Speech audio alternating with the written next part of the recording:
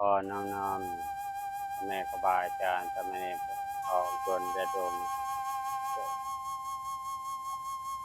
ท่านเจ้านางหลายมื้อนี้จะมาว่าจะมากล่าวธรรมะ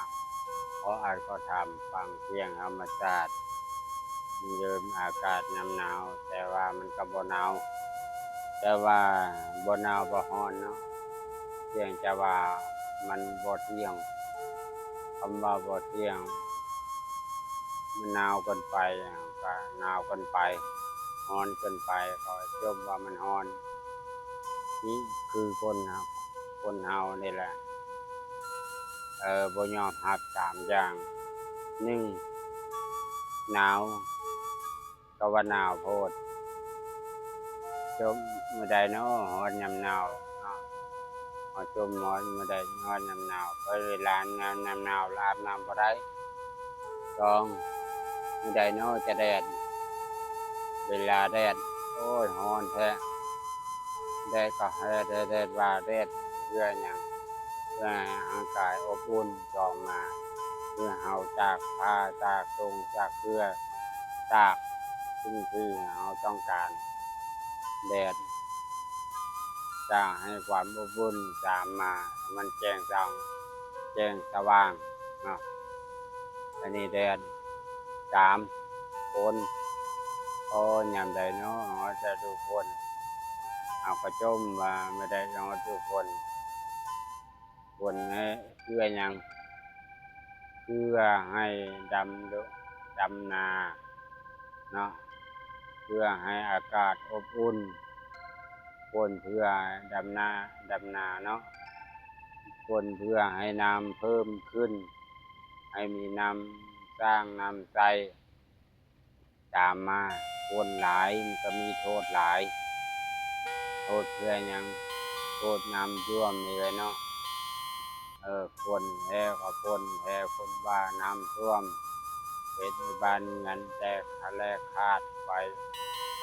น้ำไหลเครื่องของสิ่งของสัตว์ที่จะ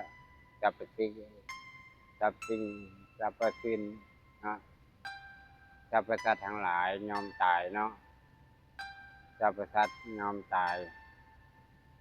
อันนี้แหละผลอันนี้ก็โทษบ่โทษหยังดอกอันนี้เป็นของธรรมชาติของบ่เที่ยงเนาะร้อนก็เฮ็ดให้ร้อนว่าอีกไฟไหม้เรือนไฟไหม้บ้านก็มีอันนี้ก็เป็นเหตุเป็นปัจจัยของบ่เที่ยงเนาะอันนี้คือธรรมะเอามากล่าวเอาทั้งหลายอย่าว่าสรุปเลยเนาะเอาทั้งหลายจะบ่เยื่อใยบ่ยินดีบ่ยินร้ายร้อนหนาวฝนมันเป็นของธรรมชาติของโลกใบนี้เนาะเอาอย่าไปโทษว่าโทษสิ่งของเนาะมันโทษขึ้นกับมนุษย์เฮา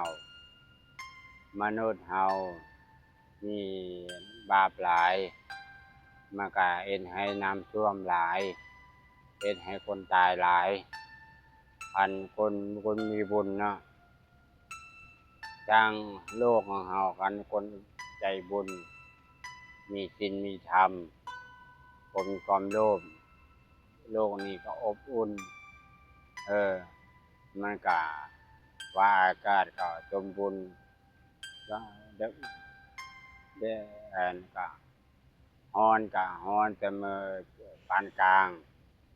แดดยามฝนเนาะก็ฝนแบบปานกลางยามหนาวก็หนาวปานกลางอันนี้แหละของคนมีบุญคนมีบุญจึงโลกใบนี้มันจึงเกิดคันคนมีแต่คนบาปโลกนี้จะบ่เกิดนะอันนี้แหละเป็นเหตุเป็นปัจจัยของโลกของเฮาอันนี้คือธรรมะมากล่าววันนี้หวังว่าทุกท่านทั้งหลายหวังว่าจะพอเข้าใจให้เห็นแจ้งธรรมะเอาใจธรรมะเป็นหลักเป็นแรงให้อยู่ด้วยธรรมะเอายอมอยู่เป็นสุขบ่เป็นทุกข์เนาะ ขออนุโมทนาบุญกุศลทุกท่านทั้งหลายที่เข้ามาฟังคลิปนี้หวังว่าท่านก็ทั้งหลายให้เอาไปวิจารณาใครควรเนาะสาธุ